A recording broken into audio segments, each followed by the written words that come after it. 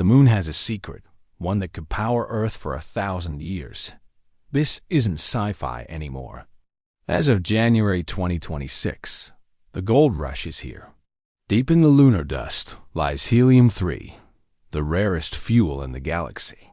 1 ton of this isotope can power a major city for a year. But on Earth, it's almost non-existent. We only have 25 kilograms. On the moon, however, there are over 1 million metric tons waiting. For 4 billion years, the sun has been charging the lunar surface. Helium-3 travels on the solar wind, embedding itself into the rocky soil. In 2026, the technology to harvest it has finally arrived. But the race to get there first is sparking a new Cold War. Our transition to green energy on Earth is hitting a massive wall. Lithium and cobalt are finite, and their extraction is destroying the planet. We need a miracle fuel, one that is clean, safe, and infinite. Enter non-neutronic fusion, the holy grail of human physics and power. Unlike traditional nuclear, Helium-3 fusion produces absolutely zero radioactive waste. The problem isn't the science, it's the 300,000-kilometer commute. This month, NASA began the final rollout of the Artemis II mission. Reed Wiseman and his crew are the vanguard for a new economy. But while NASA explores, the private sector is preparing to mine. Companies are already signing $300 million deals for lunar soil. The extraction process is brutal. You can't just dig a hole. Lunar dust, or regolith, is as sharp as glass and highly static. To release the Helium-3, we must heat the soil to 700 degrees. The gas is captured, compressed, and stored in ultra-cold cryotanks. Then comes the harvest moon, the ferry that brings the gold home. Interlune's prototype excavator can process 100 tons of soil every hour. By 2028, they plan to ship the first commercial leaders back home. But the United States isn't the only player on the board. China's International Lunar Research Station is moving at an incredible pace.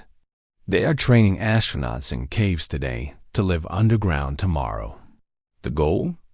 To protect them from deadly radiation and micrometeorites. This creates a territorial tension. Who owns the best mining spots?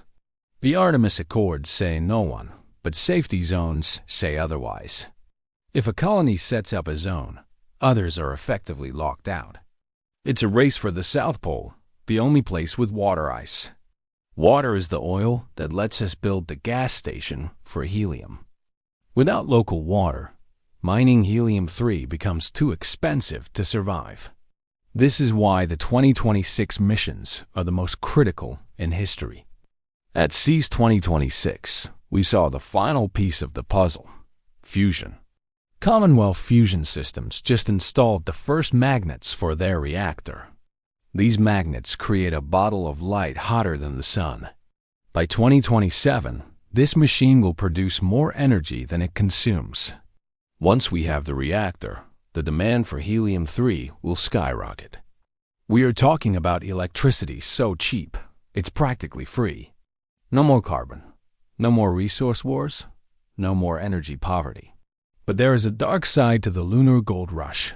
Astronomers fear that massive mining will ruin the moon's pristine environment.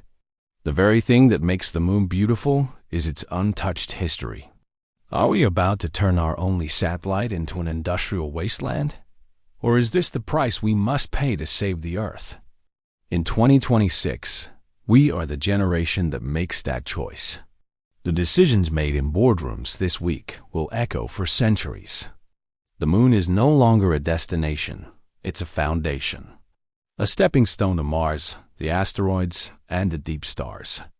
The Helium-3 revolution is the big bang of the space economy. And for the first time, you can watch it happen in real time. From the South Pole to your local power grid, the link is set. The era of the lunar miner has officially begun. Are you ready?